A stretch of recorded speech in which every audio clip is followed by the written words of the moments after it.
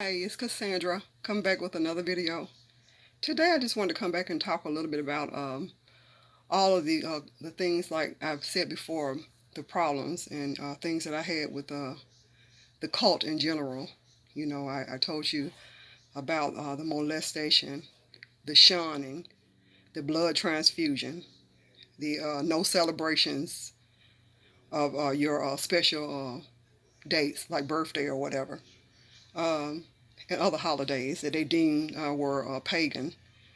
The child labor, that they do, and how they want you to not go to your funerals and things like that of your family members and friends or whatever if the services are held in church and everything.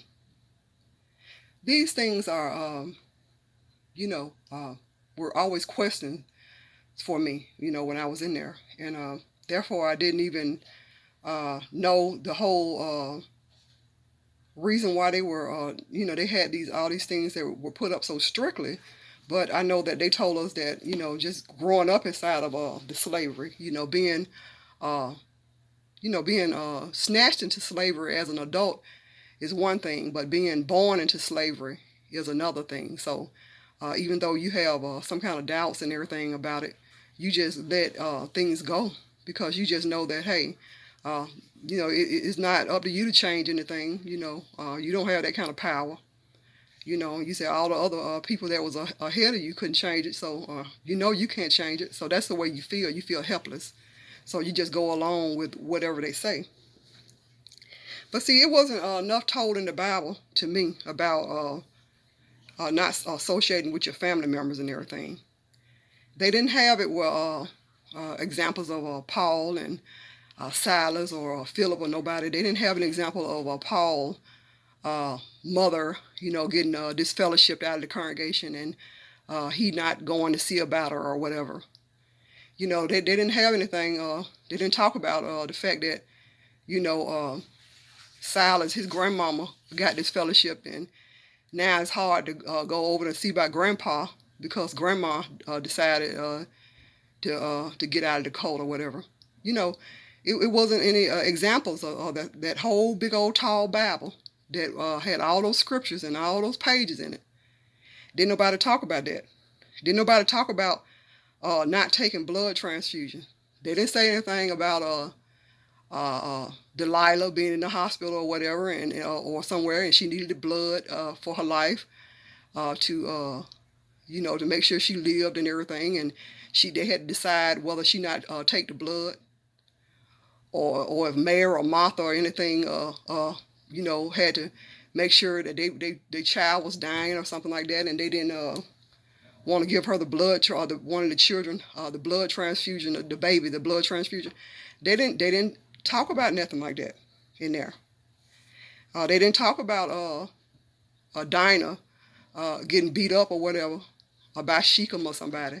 As a matter of fact, they even talked about Shechem, just kind of liking Dinah. The watchtower tried to make it look like he had raped her or whatever, but it seemed like, if you read the story yourself, they just kind of didn't go culturally and do the right thing culturally, but he even went in and tried to get his circumcisions and stuff done.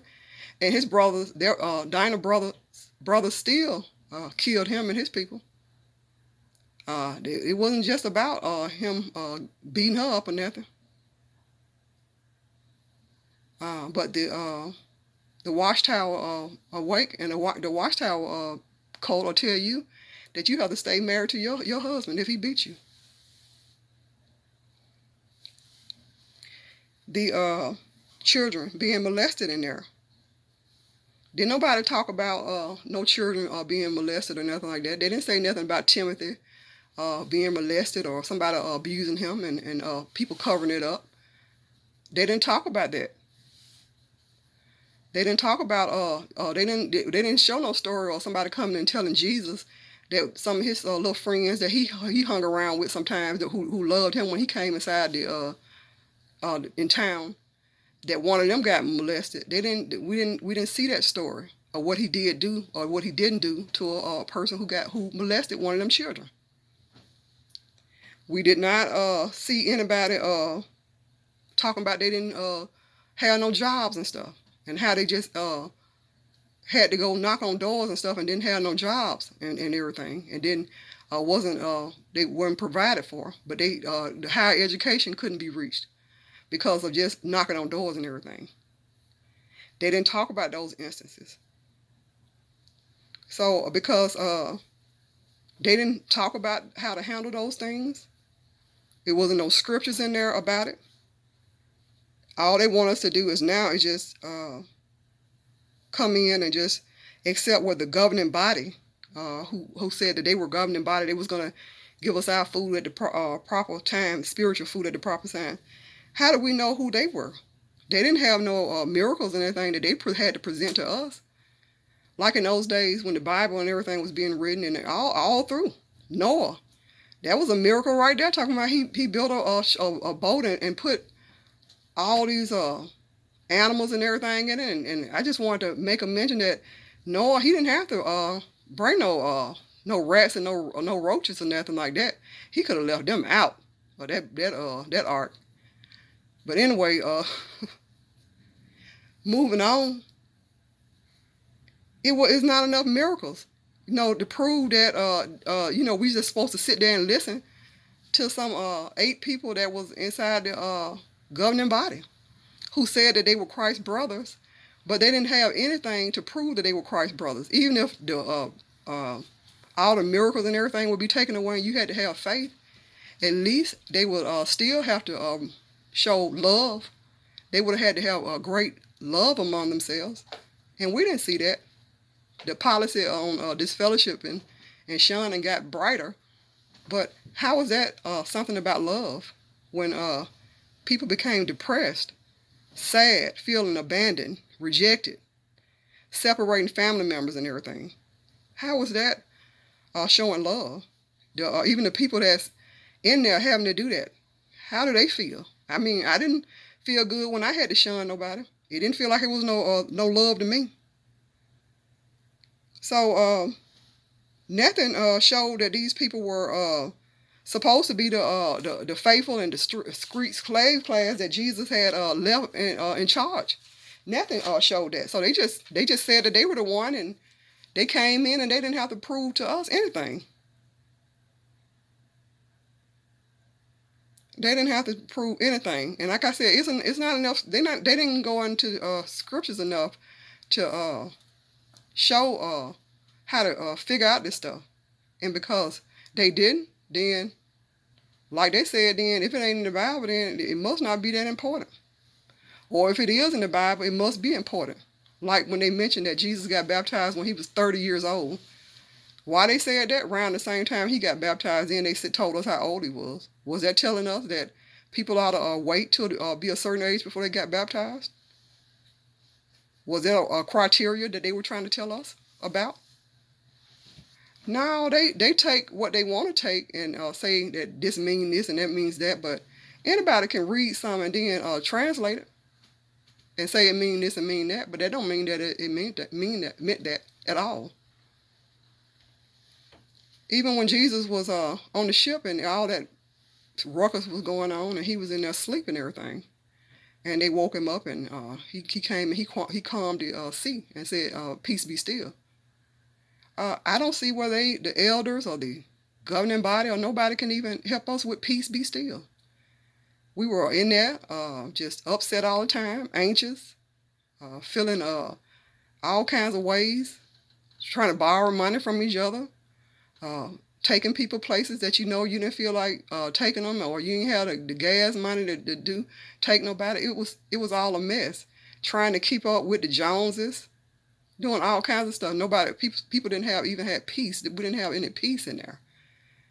And to me, if you around anything that you around Jesus, you supposed to be able to ask for peace, ask him to wake up, ask him to look at the situation, and he's supposed to help you with peace. He's supposed to bring peace in your life. None of that happened. So, because none of those things happened, and they wanted us to adhere to all these rules and regulations.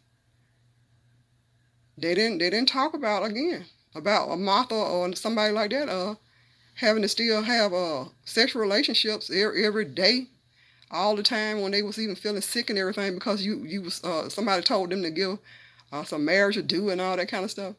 They didn't talk about enough about that stuff to tell us that we had to adhere to those things, because they didn't give us any examples.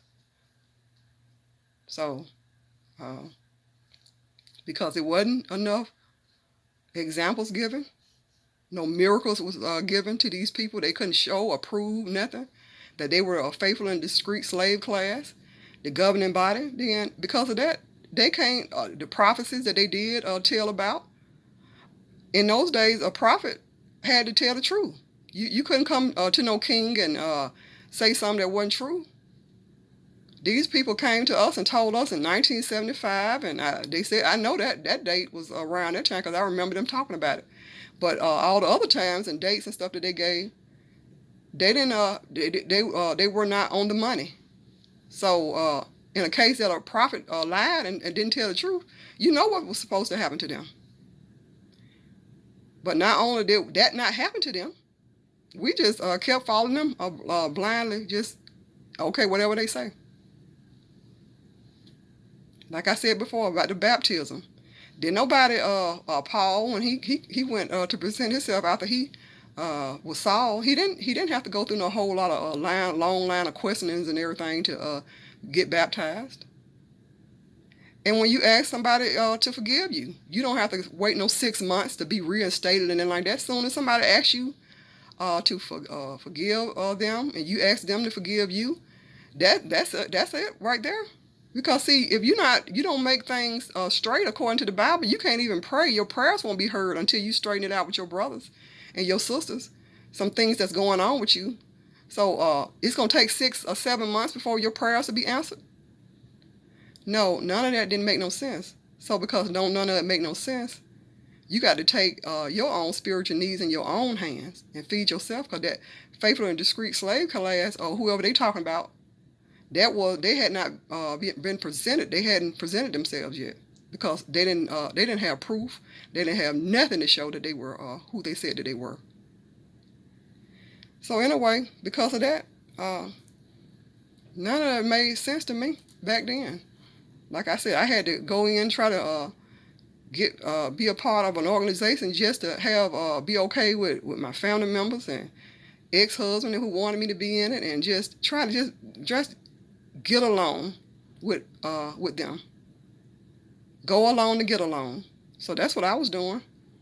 So anybody else who's watching this and everything, and some people keep saying, why, you talking about this all the time, and why are y'all talking about this all the time?